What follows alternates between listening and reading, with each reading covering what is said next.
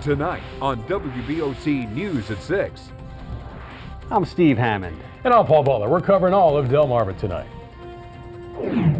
In Worcester County, flames tear through an Ocean City hotel right here on the boardwalk tonight. What the maintenance man inside the complex heard right before the fire started.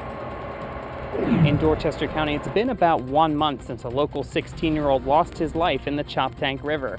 Coming up, I'll show you what's taking place here at the Moose Lodge in Cambridge this weekend to both remember his life and help his family. In Wycomico County, a stinky situation. What's being done to make sure some people aren't throwing their trash into business and public trash cans? Plus, multiple wine festivals this weekend on Delmarva. Tonight, how to make sure you have a good time while also keeping it safe. We're in for a fairly cloudy start to the weekend, but there is some hope for Sunday. I'll have an update on your weekend weather for land and sea coming up. Now, WBOC News at 6, Delmarva's news leader. A hotel catches fire this afternoon in Ocean City, the latest on the investigation. Good Friday evening. I'm Paul Butler. And I'm Steve Hammond. Welcome to WBOC News at 6. This was the scene this afternoon from Chopper 16. Fire crews rushing to the Majestic Hotel in Ocean City. That hotel sits near 7th Street, right on the boardwalk. WBOC's Joe Buno joins us live from outside the Ocean City Hotel tonight. Joe, you spoke to the one man who says he was inside the hotel around the time the fire started. Yeah, Steve, he's the maintenance worker. He was in the hotel complex at the time around the fire started, and he says that he heard a loud bang. That's what he told WBOC News earlier this afternoon. Now, around the same time that the fire started, there was a group walking right here on the boardwalk. They say that they saw the smoke, and they called 911. Anthony Kaiser and Summer Shutt say they were walking by the Hotel Majestic. We stopped for a second, and my sister said, "Oh my God, I think the hotel's on fire." Shutt says there was a strong burning smell, and then she saw smoke. It started coming from actually underneath the hotel first instead of out from the store. Shutt says the fire was spreading through the basement and eventually reached the sunglasses shop on the bottom level. She quickly called 911, and about 5 minutes later, the Ocean City Fire Department was on scene. There was a lot of orange flames right there, and I could feel the heat. No, I saw smoke coming out of the roof. As Kaiser and Shutt watched, they made an interesting observation about the flames, specifically what they looked like. Like gas flames. They were orange and a little yellow and blue. They started to come out. It smelled like burning plastic. The owner of the hotel is out of town. Had Shutt and Kaiser not spotted the smoke and called 911 when they did, the owner might have come back to a pile of rubble. New Jersey just had that big fire that took out almost their whole boardwalk up there, and I was, thinking, oh no, I hope that's not what's going to happen here. Thankfully, with a quick 911 call and a quick response, the hotel is still standing, and the injury count stands at just 1. Steve, that one injury that we talked about, according to fire officials, that was a firefighter on scene who suffered what they called a heat-related illness or heat-related injury, one of the two. As far as a timetable when we could learn as to what caused the fire here at the Hotel Majestic, you can see actually right here behind me, they're currently wrapping up in terms of what they're looking for in terms of their investigation, but fire officials told me this afternoon that they might not know for days or weeks what caused this fire down here in Ocean City. Reporting in Worcester County, Joe Buno, WBOC News in Ocean City. JB, thank you. Here's another look from the ground. This is actually iPhone video sent in by news watcher Eric Kirsch. Eric, thanks very much. So you can see the smoke moving and the fire truck rolling up to the scene. And then here's a news watcher photo of the smoke posted on WBOC's Facebook page by Shelley Kohut. Shelley, thank you. Again, smoke just billowing from the Majestic Hotel right there on the boardwalk. The man accused of killing a mother and also shooting and injuring her 2 teenage daughters pleaded guilty to those crimes this morning in Salisbury. Miles Line pled guilty to all 20 counts in the murder of 39-year-old Lakeisha Jackson. Those counts included first-degree murder, attempted murder, and weapons charges. Back on November 27th of last year, Lines fatally shot Lakeisha Jackson at a Jersey Road home in Salisbury. He also shot her teenage daughters, Taisha and Nicole Jackson. Now, police say Nicole Jackson was 8 months pregnant at the time with Lines' child and later gave birth to a healthy baby. Investigators say Lines shot Nicole in the chest, stabbed her in the face, and also shot her sister Taisha twice in the back.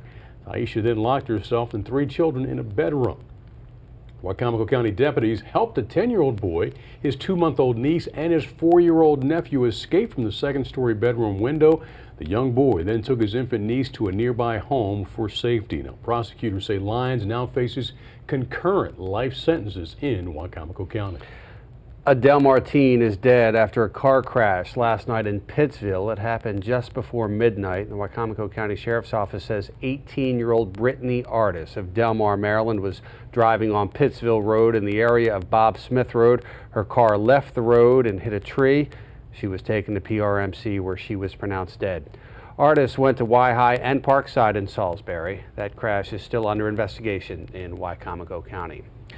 Well, it looks like the city of Salisbury has a bit of a trash problem on its hands. The city says some people living above businesses downtown are throwing away bags full of garbage in public trash cans. WBOC's Aisha Khan spoke with some of those business owners who say that problem creates an unsightly image for the area, and they want the city to do something about it. Yeah, some businesses down here tell me that public trash cans, just like this one, are overflowing, and at times even their own dumpsters are being used for trash that they say isn't theirs. Yep, this is exactly what these trash cans downtown are meant for, throwing away trash in hand if you're just passing through. The host of basic people are coming back and forth through this area, shopping, along with the apartment areas too as well. People coming down and dumping the trash early in the mornings. William Collier says with people living in apartments and lofts above businesses, there is no other way for them to throw away their trash but only into these public cans.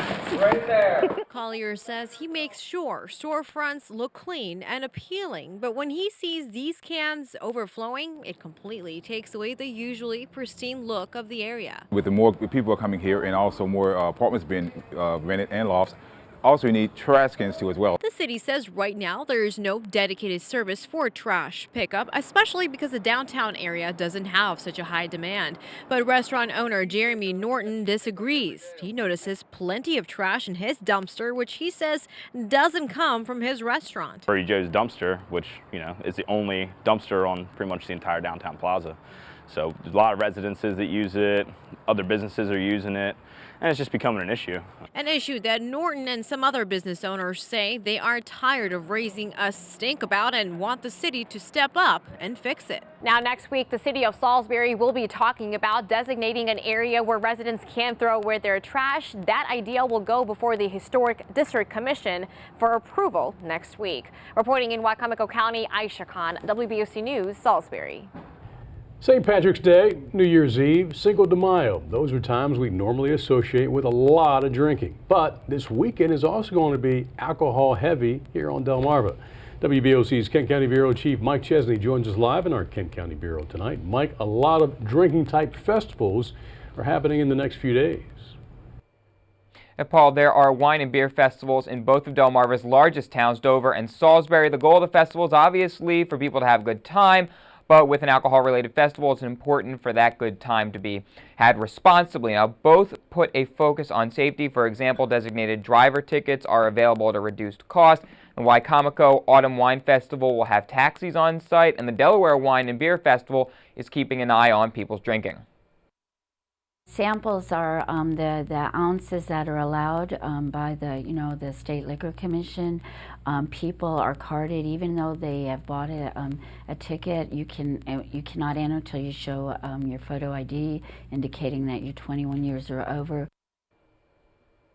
And Lorandy on there points out the atmosphere at events like these isn't exactly the same as if it were a kegger.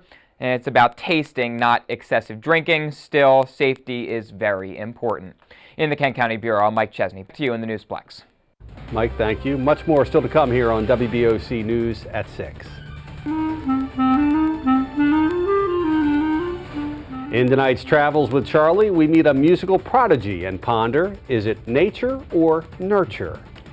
Plus, one community is coming together to raise money for a teenager who passed away just about a month ago. That's next when WBOC News at 6 continues, but first, the people, the places, our history. WBOC is proud to serve all of Delmarva. Here's meteorologist Mike Litzniak.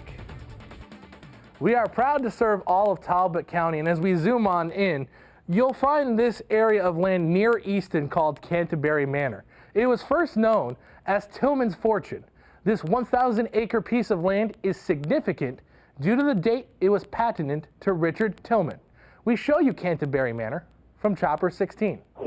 Cecil Calvert issued the land to Richard Tillman in January of 1659. It was given as a piece of property with full manorial privileges of a court baron. Simply put, he ran the land around him in the feudal system. It would only stretch to the folks within the confines of the manor, and that they had to abide by the laws of the land, or the customel. This piece of notification made it known that the English started to establish their ways onto the people of the land. In recent history, the Colonial Revival Mansion was built on that land in 1906. It was inhabited by the Wheeler family in the early half of the 20th century before leaving in 1945. WBOC is proud to serve Easton and all of Talbot County, and proud to partner with my friends at Johnny Janosic World of Furniture. Shop today and take advantage of tremendous store-wide Columbus Day savings and get free furniture. That's right, free furniture. Plus, pay no interest for 12 months. Right now at Johnny Janosic in Laurel and Dover. I'm Mike Lichniak in Chopper 16.